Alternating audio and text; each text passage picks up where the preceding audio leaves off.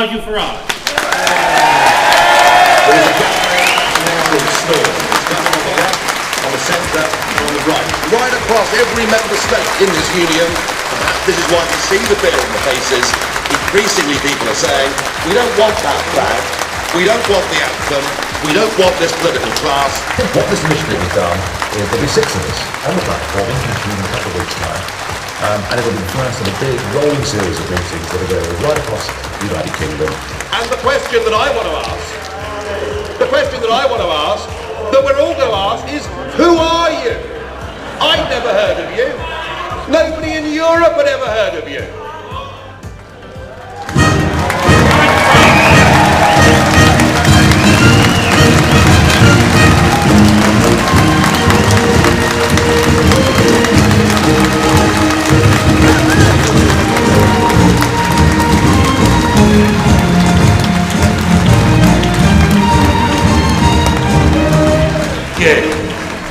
Good evening, Stoke.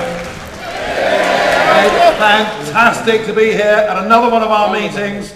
You know, what we've done in the course of this referendum campaign is we've decided that actually this question of whether Britain should govern itself, whether we should chart our own destiny, whether we should control our own borders, matters far more than whether we're from the left or the right or the centre of politics. This is not about left and right, it's about right and wrong, and we believe we're on the right course.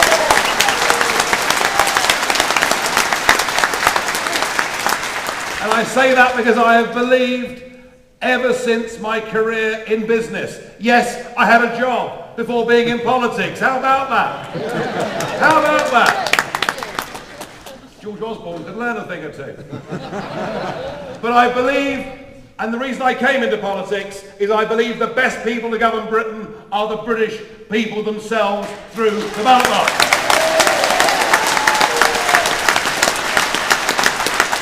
Now, sadly, our political class don't appear to agree with me or the rest of this panel this evening. And we see a parade of people telling us we must stay part of this European Union. We see the septuagenarian Kenneth Clarke appearing on television more than at any point in his career. We see the former European Commissioner, Peter Mandelson, appearing regularly on our television screens telling us we have no future but to be part of this political union. And we have Tony Blair. It's funny, that cheer is always strongest in Labour-held seats, I've noticed. And we have Tony Blair, and we have all of them, but sadly, we also have our Prime Minister. Well, he's more popular than Blair, anyway. And we have our Prime Minister who decided what a good idea it would be to spend nearly £10 million of our money putting this leaflet through everyone's door in Milan. Did you get this leaflet? What did you do with it? No, don't answer that. So I got this leaflet and I thought, what an absolute outrage that he should spend £10 million of our money telling us what we should think, how we should vote and what we should do. I thought the whole point of this referendum is that it was supposed to be free and fair. But clearly it's not. Clearly it's not.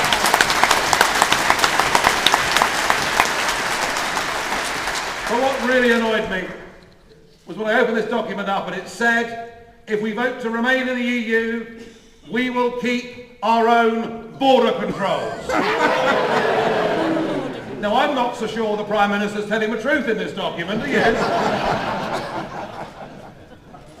I'm being polite tonight because, no, I am, because there's a Tory Cabinet Minister coming on later and I wouldn't want to embarrass him. But the fact is that your British passport, that passport that 65 million of us are entitled to, well, that's the 65 million we know about.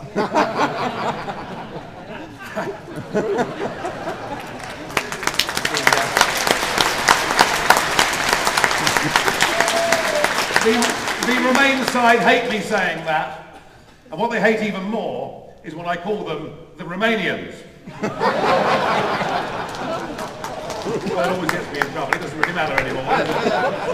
But the point is that British passport is now not just held by 65 million people, it's held by 508 million people, any of whom can come to live, work and settle in our country. And as net migration into Britain is running at 10 times the post-war average, is it any wonder that we have the crisis with primary school places? Is it any wonder we have the crisis with our National Health Service? Is it any wonder that wages are being driven down? Is it any wonder that our quality of life has deteriorated over the last decade and more? And for the government to tell me that if we vote to remain, we maintain border controls is, I think, nothing short of despicable.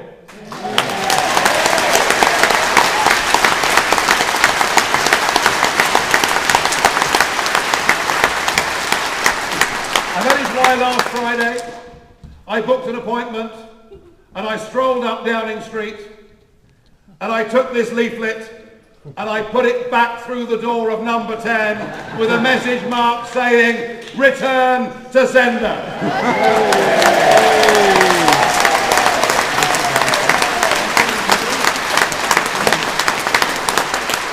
Now today we have the Chancellor of the Exchequer, George Osborne, telling us that if we vote to leave the European Union, it will cost all of us £4,300 a year.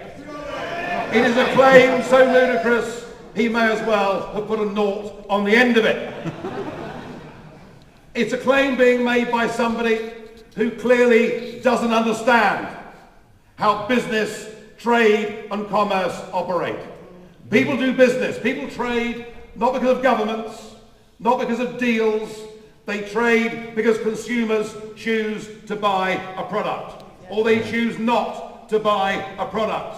And the fact is that we now trade with the European Union at a deficit of nearly £80 billion a year.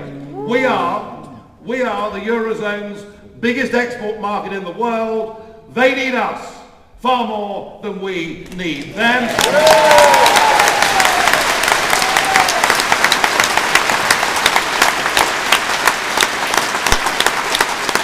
People will go on buying German motor cars, and I will go on buying my favourite Rioja. I mean, I'm going to do it regardless. And whether we're in this union or not, we will go on doing business, and yet the Chancellor paints this deeply dark scenario that somehow nobody would buy a product, a good or a service if we weren't members of this union. It shows how completely out of touch with reality they are.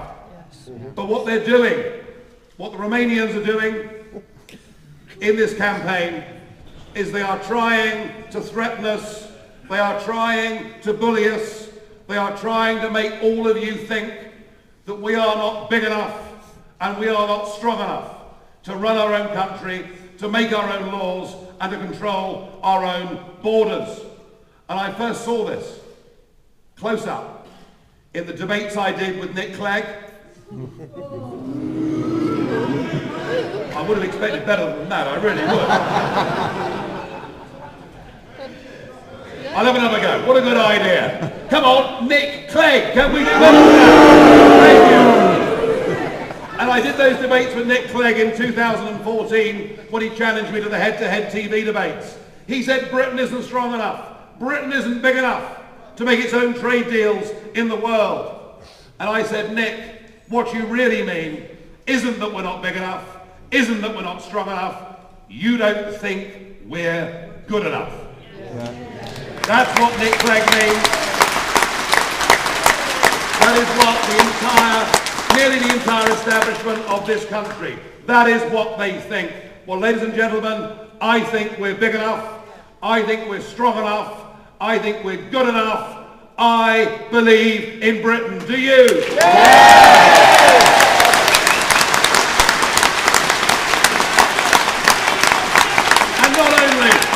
Not only do we trade with our European neighbours, and by the way, I love Europe. I believe in Europe.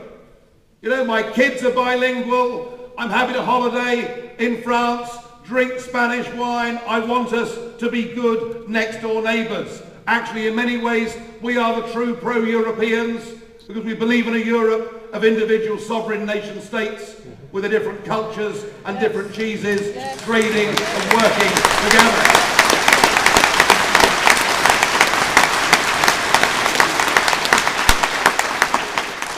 But we want something bigger than that. We want a recognition that it is a ludicrous position for Britain to be unable to stand on its own 2 feet to negotiate